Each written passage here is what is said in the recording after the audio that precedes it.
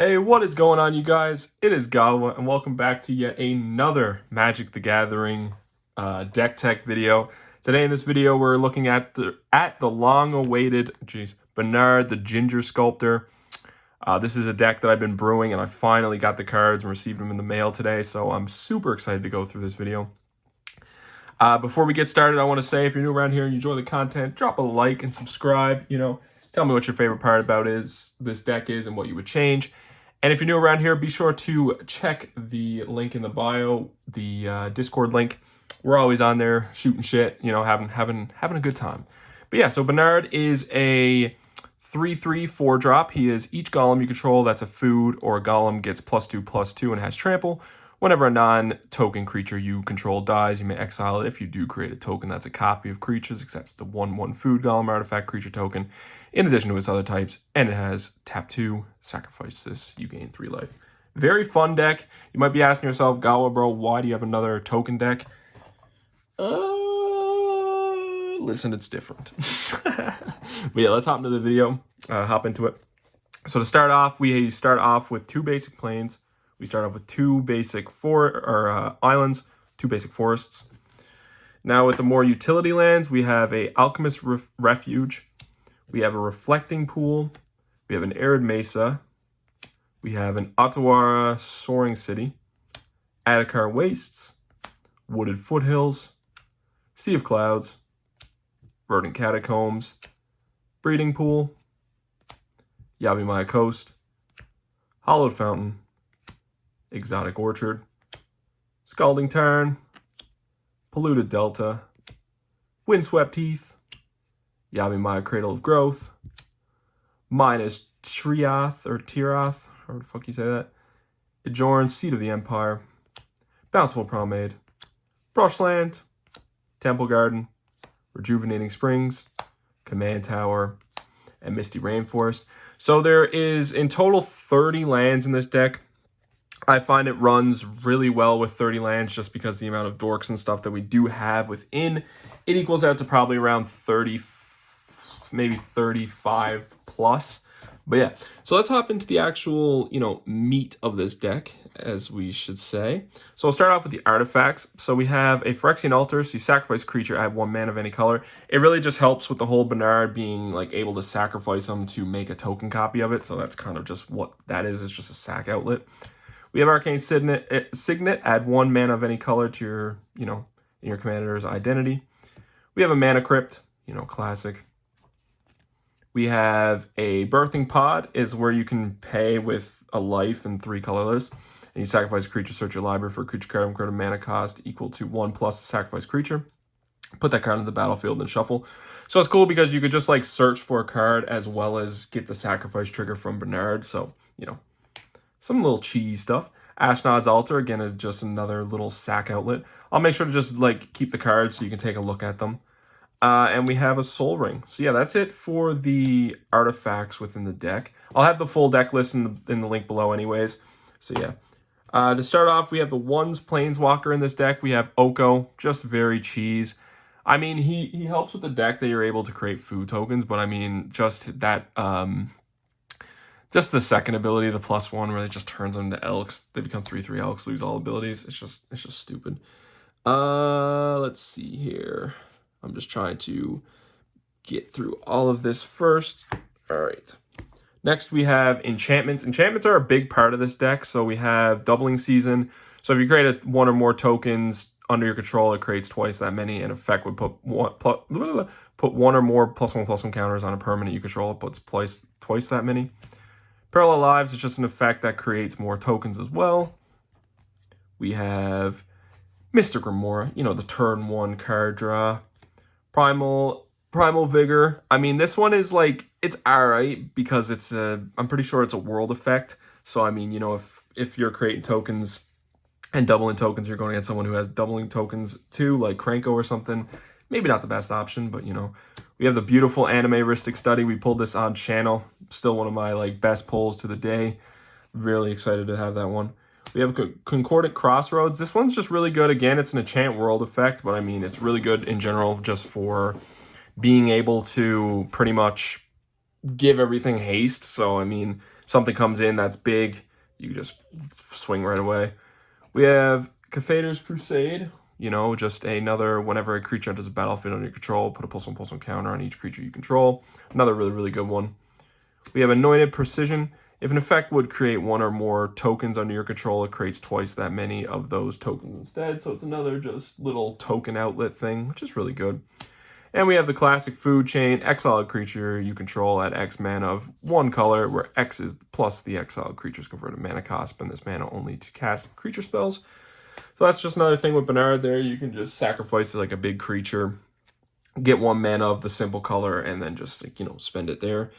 Here we go. Let's see. Next, we are getting into the spells category of the deck. So we start off with a Cyclonic Rift. Return target non-land permanent you don't control to its owner's hand, and you can overload it for its overload cost. Next, we have Mystical Tutor. Search your library for an instant, interrupt, mana source, or sorcery card. Reveal a card to all players. Put it on top of your library. Worldly Tutor is the same thing. You search for a creature card and do the same. Put it on top of your library.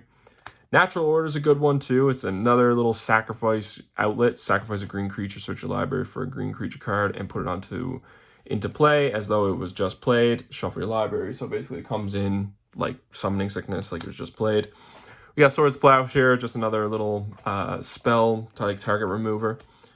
Additional cost, we got Eldritch Evolution. You sacrifice a creature, search your library for a creature card with converted mana cost X or less, where X is 2+ the sacrifice creature converted mana cost. As you can tell by this deck, there's a lot of like sacrificing outlets that can help you, you know, throughout the game to do that. Next, we have one of, I like to consider one of 3 win cons. We have Finale of Devastation. Search your library and/or graveyard for a creature card with converted mana cost X or less. Put it onto the battlefield. If you search your library this way, shuffle it. If X is 10 or more, creatures you control get +X/+X and gain haste until end of turn. So, you know, there's some ways to get like infinite mana in this deck. So you just want to, you know, infinite, just everything gets infinite with haste. So just a little cheese. We got 3 visits. Search your library for a forest card, put it on the battlefield, and shuffle. Beast Within, just a destroy target permanent. Its controller creates a 3/3 green beast creature token. Farseek, search your library for plains, island, swamp, or mountain. So it's just a good way to find, you know, like your fetch lands and stuff like that. Just put them in play tapped. This one's a really cool card, the Battle of Bywater. It's one I kept because I just think it's really cool. You destroy all creatures with power 3 or greater, then create a food token for each creature you control. I mean, it's pretty cool. It's pretty cool. Path to Exile, we got another little creature removal spell.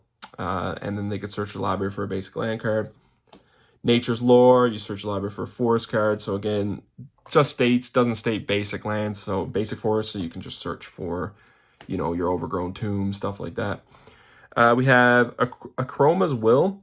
So choose one. If you control a commander, you can cast. You choose both. Creatures you control gain flying, vigilance, double strike until end of turn.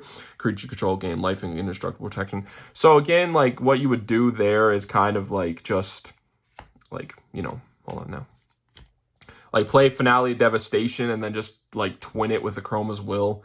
Just gain flying, vigilance, all that shit. So it's like, and double strike. So, you know, if you got big creatures coming in, you know, cheese. We have Dovin's Veto. The spell can't be counter target non-creature spell. We got Teferi's Protection. Until your next turn, your life total can't change, and you gain protection from everything. All permanents you control phase out. Ferris Guardianship. If you control a commander, cast it for free.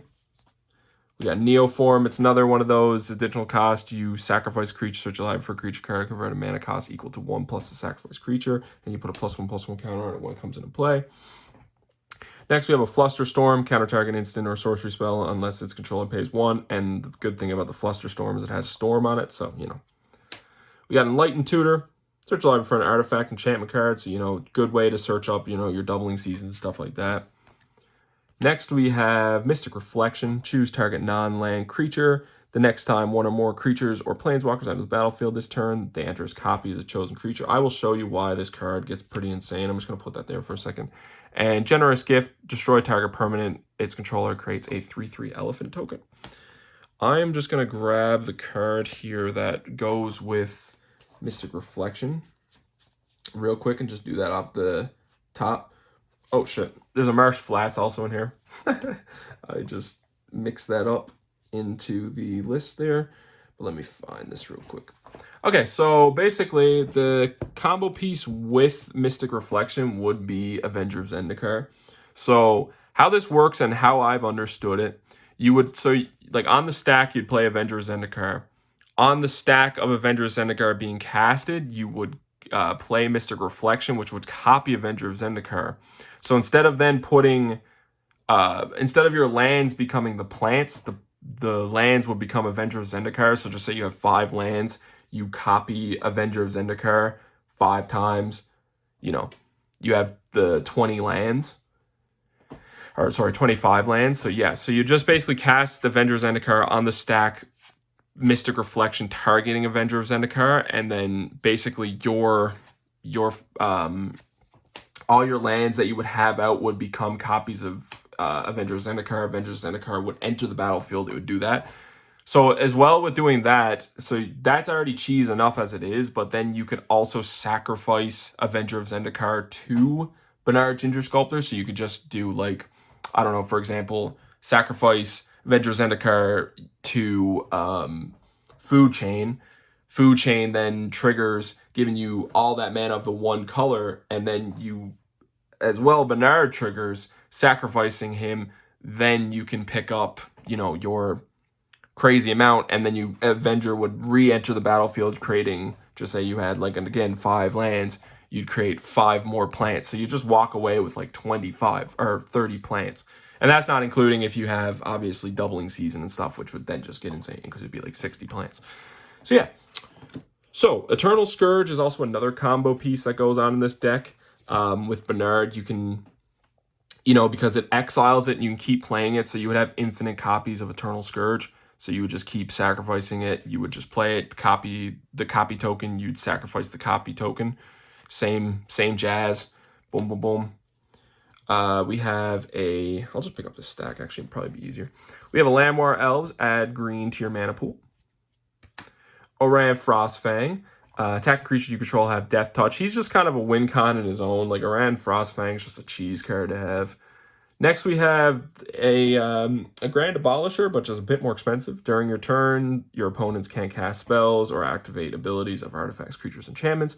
Whenever Myrel Shield of Argiv attacks, create X 1/1 color soldier artifact creature tokens, where X is the number of soldiers you control. So yeah, I can get out of hand really quickly. Next, we have Mondrak. If 1 or more tokens would be created under your control, twice that many tokens are created instead. Curious Crafter. You have no maximum hand size, and whenever a creature token you control deals combat damage to a player, draw a card. Really, really good card in this deck. Next, we have Noble Hierarch. She just taps for green, white, and blue. Lashleal is kind of a really cheese card in this deck. It's prevent all combat damage that would be dealt to attacking artifact creatures you control. So whenever 1 or more artifact creatures enter the battlefield and you control, draw a card. So both abilities is really good because if you create, you know, something and just keep putting tokens on it or something, you can just prevent all damage to it. Next, we have Rootwire Amalgam. So the main thing you would do for him is just, you wouldn't cast him for his prototype. You kind of cast him for his 5/5 normal cost. So then you would pay 5 and sacrifice, create an XX colorless Golem artifact creature token where X is 3 times Rootwire Amalgam's power. It gains haste until end of turn.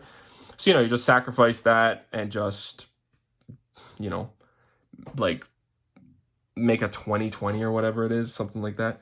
Here's another win con, Moonshaker Cavalry. Just example of what I was saying with the whole Avenger Zendikar thing is basically they get +X where it's the number of creatures you control. So automatically that's going to be 30/30 on each one of your creatures, just not including. So, you know, just little cheese stuff right there.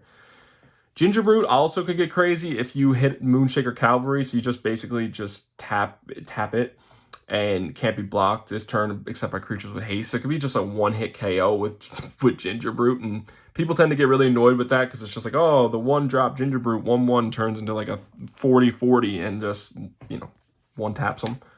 Birds of Paradise taps for any color. Finhorn taps for a green. We have the Cavern of Souls on a creature, Delighted Halfling. Add 1 mana of any color, spend this mana to cast a legendary spell, can't be countered. Next we have Cradle Clear Cutter. So this one's good too, because obviously you could stack up his power. You then could create, you know, just make it like a really high power with like Moonshaker or something if you wanted to. Sacrifice it to Bernard, add the green mana, and then you could just recast it if you want, you know, and then you'd have like a token copy of it and you could do it again. Soccer Tribe-Elder is really cheese. You just would sacrifice Soccer Tribe-Elder, get a basic land. Soccer Tribe-Elder copy comes in, sacrifice it, get another basic land. Toskiberger's Secrets, he's just there, you know, because whenever a creature you control deals combat damage to a player, you draw a card. That's just really cheese. Next, we have Eternal Witness. Just when enters the battlefield, return a target card from your graveyard to your hand. Goose Mother, make some food and draw some cards. Shit. We have Sir Ginger, the Meal Ender. It's just good because whenever an artifact you control is put into a graveyard, put a +1/+1 counter on it. You gain life equal to its power and has trample, hexproof, and haste as long as an opponent controls a planeswalker, which sometimes doesn't happen, but, you know, it's just, you know, cool. Next, we have Galta and Marvin, another cool card that I actually never seen until now. And it's just create a tapped and attacking XX green dinosaur creature token with trample, where X is the greatest power among other attacking creatures. Or you create X 1/1 white vampire creature tokens where X is the number of attacking creatures. Again, same thing I'm saying. You could just do some stupid stuff where you just attack with Galta and Marvin and then basically create just 12 dinosaurs and just keep doing that. So, you know. Inga Neskia is just where you can tap your creatures for mana. So again, going back to the Avengers Zendikar, having 30+, you just tap them to cast creature spells. You know. Urza Lord High Artificer. He's just good too for artifact creature token. This creature gets +1/+1 for each artifact you control. So, you know, again, just having all those high tokens and stuff is just great. And you can tap an untapped artifact you control to add blue. Next, we have Averson's Pilgrim, just a tap to add white to your mana pool. Bronze Guardian, just double strike, and it gives other artifacts you control have Ward 2, so your other artifact creatures and stuff would have it. And the power is equal to the number of artifacts you control. Darksteel Splicer is a good one as well. Another non-token Phyrexian enters the battlefield under your control. Create a X/3/3 colorless Phyrexian Golem artifact creature token, and golems you control have indestructible. So you just basically sack everything, they become Golem. Like, you know, they become a Golem, they'll have indestructible. Esper Sentinel, you know, just some card draw. We have Craterhoof Behemoth. When Craterhoof Behemoth enters battlefield under your control, you gain trample and +X/+X until end of turn, where X is the number of creatures you control. Again, another huge win con there with Moonshaker Cavalry. And Nesting Dovehawk. At the beginning of your combat on your turn, proliferate whenever a creature token enters the battlefield under your control. Put a +1/+1 counter on Nesting Dovehawk. So yeah, that's the Bernard deck. This is I took inspiration from Pub Stomp MTG. Shout out. I know he'll never see this video, but shout out Pub Stomp. He had some really cool ideas there, and I just kind of added on to my own things. The tokens you'll need for this deck, you have a Golem, a Dinosaur, a Construct, Phyrexian Golem, a Soldier, Vampire, Plant, Food, Elephant, and a Beast. So yeah, guys, I hope you guys did enjoy that video. I know I had a few people in the Discord and stuff wanting to see this Bernard deck, and I've been very excited to bring you this Bernard deck because this deck has just been kind of a little thing in the works. Fallout news just dropped about the new precons coming out, so I'm super excited for that. But yeah, like I said, if you're new around here and you did enjoy the video, be sure to drop a like, comment, subscribe, and yeah, I hope you guys did enjoy the video. And check the Discord link in the bio. But as always, if it ain't Gawa gang, it's no gang. I love y'all. Stay safe, stay blessed, and peace.